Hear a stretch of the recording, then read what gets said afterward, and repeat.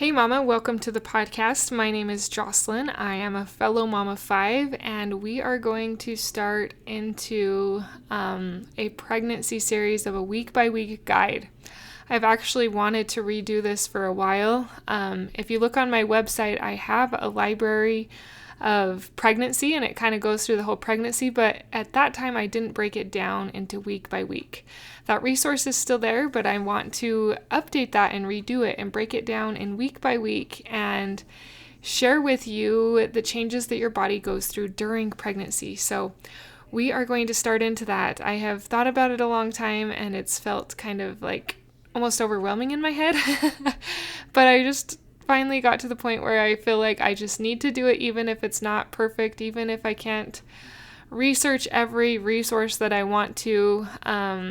There's still going to be such great information from what I am able to get to and from my own experience to be able to share with you in this week by week pregnancy guide. So thank you for joining, and bear with me as we jump into this. I'm excited. It may not be as perfect as I envisioned in my head, but I think you will still have great information, learn a lot, and find a lot to help you, especially mentally, during this pregnancy journey. Congratulations if you are pregnant and newly joining us, and let's explore week by week pregnancy. Hi, I'm Jocelyn, host of the Positive in Pregnancy and Motherhood podcast. I help pregnant women and mothers to find positivity in their season of life through changing their thoughts to work for them and not against them. I help mothers find the small, doable steps in thought and action without making drastic changes to their everyday mom life, and I can help you. Thanks for joining.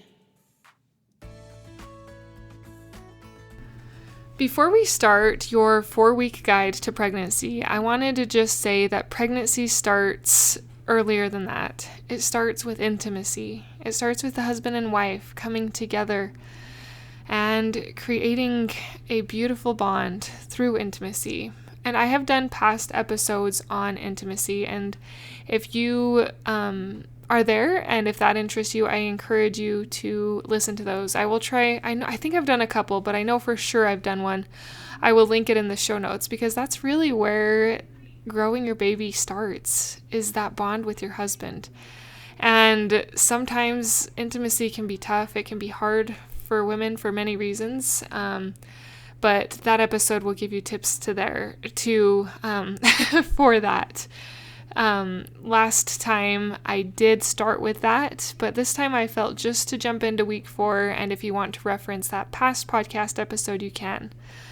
As we go throughout this journey, this pregnancy journey of starting at week 4, I will also be sharing podcasts that I have done when I was pregnant with my 5th baby. So he is almost 10 months, so it wasn't that long ago, and I also did a lot of podcast episodes on it. And some of the things I focused on, I will also reiterate as we go through, along with giving you some of the scientific things, the mental things you might be going through, and how to kind of cope through each different season, or how I have found tips to cope during each of those phases of pregnancy. They're all so different, and some of them are really difficult, but you can find beauty if you choose to in each of them, and I want to be here to help guide you through that. So the nice thing about pregnancy is that it does start at week 4. It starts with more or less a missed period. Now, I was pretty naive when I was first married. I didn't know a lot, and I didn't realize that while you were pregnant you didn't have a period, and so that is something that happens. So that's a good place to start. They have tests that you can take now that I'm sure most of you who are listening to this podcast know what a pregnancy test is, but you basically pee on the stick, they say, and it will show up whether or not you're pregnant. Now, I have done pregnancy tests in the past, but I also typically have a pretty regular period. And so if my period were late, I usually just knew I was pregnant. There were, I think, probably two pregnancies that I didn't take a pregnancy test because I just knew.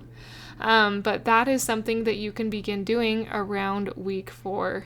You usually take that test close to your period, or if it's coming up to like a couple days late, the levels will get higher the more missed your period is, if that makes sense.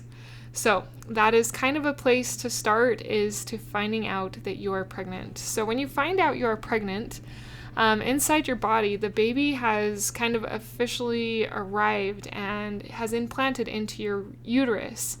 And it's going to transform from a blastocell into an embryo, which basically is just saying that your baby is growing. At this point in pregnancy, the baby is only the size of a poppy seed, but there are such amazing things going on as this poppy seed tends to grow. The amniotic sac is forming, and it's filling with fluid. This sac of fluids breaks at the end of pregnancy. You've probably heard the term of your water breaking. That is the water around the baby. It helps to cushion the baby. It also helps to regulate their temperature, and it can help encourage some lung formation. An interesting fact is that your baby can swallow and breathe the amniotic fluid while it's in utero. That's kind of an interesting fact that you don't always think about. The yolk sac is also coming together, and it will help nourish the baby until the placenta is fully formed.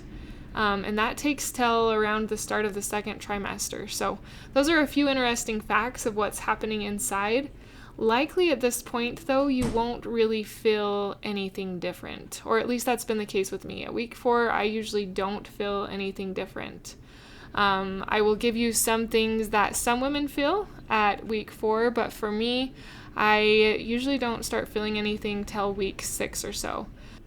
So 1/3 of women can experience bleeding, or that's an average that I found. I will share the resources. There's a couple of sites that I have been looking at along with my own personal knowledge, but I will share those in the description, in the show notes, if I can say it right, where I've got a lot of information beyond my own. So there can be light bleeding or spotting this week. In week 4. Usually it's very light though. It can even be as light as a drop or two, and some women can mistake that blood and think it could be their period. So just kind of depending on your body, it may bleed a little bit. Implantation bleeding though is light and will remain light, whereas a menstrual flow typically gets heavier. So that's one way you can tell.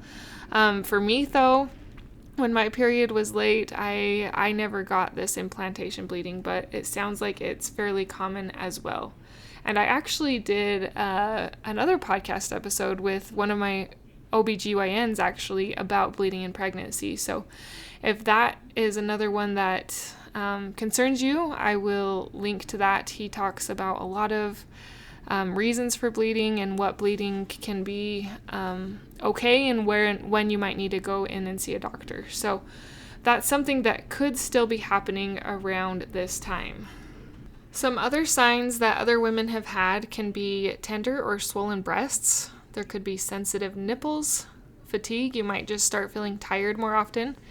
You could have some cramping, backaches, or nausea. So it just kind of definitely differs from woman to woman, but these are all things to pay attention for that you might be pregnant. Something that will be wise to start doing is to eat real whole foods. Try your best to get away from the processed foods. And I know this is going to be hard because I've tried it, but I've also tried eating healthier foods versus processed foods. And when it comes to the nausea phase, you do feel better as you eat real foods, especially if you can get a bit of protein in. And also be taking a prenatal vitamin if you aren't already, and do your research on these prenatal vitamins. They are not all created equal. So I used to just do very cheap vitamins for my first 2 pregnancies, the cheapest I could find, and I figured that that was good enough, and probably for that time that was okay for me. But as I got older and as I learned more information, I learned that there is a difference, and it was worth it to spend a little bit more money, or actually quite a bit more money on a good vitamin. So if you want more information on the vitamins I took during pregnancy, message me on Facebook. My group is Pregnancy is Hard, or my email is in the show notes, and I will share with you what vitamins I took. So that's where to start. What an exciting time though, Mama. This is amazing. It is such a special time and a special season, even though some hard things are coming up. It's beautiful that your body is growing your posterity and your baby, and I hope you are getting excited about what this pregnancy will bring, a little baby into your arms, into your hands, and into your home. It is amazing and such a blessing from God. You are doing great. Keep up the good work and tune in again next week for your pregnancy at 5 weeks. Thank you for being a part of the Positive in Pregnancy and Motherhood podcast, for listening, for sharing, and most of all, for applying these tools into your own life to improve your own happiness so that you can find your own better thoughts for a better you in a positive pregnancy, in losing that stubborn baby weight, and becoming the mom you desire to be through taking small steps in thought and action to reach your goals.